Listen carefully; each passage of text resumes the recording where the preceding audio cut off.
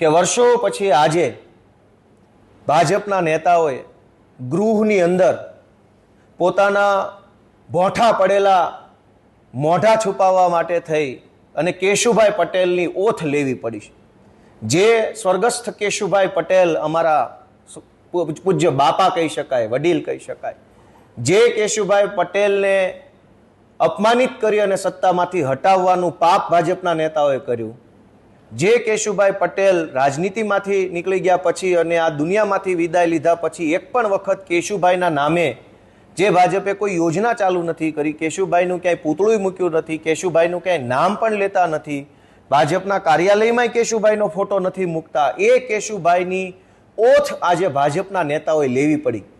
કેશુભાઈનું શરણ લેવું પડ્યું, કેશુભાઈના પગ પકડવા પડ્યા અને કેશુભાઈની સરકાર સારી સરકાર હતી એમ કબૂલવું પડ્યું ગુજરાતના ભાજપના નેતાઓએ આજે ગૃહની અંદર।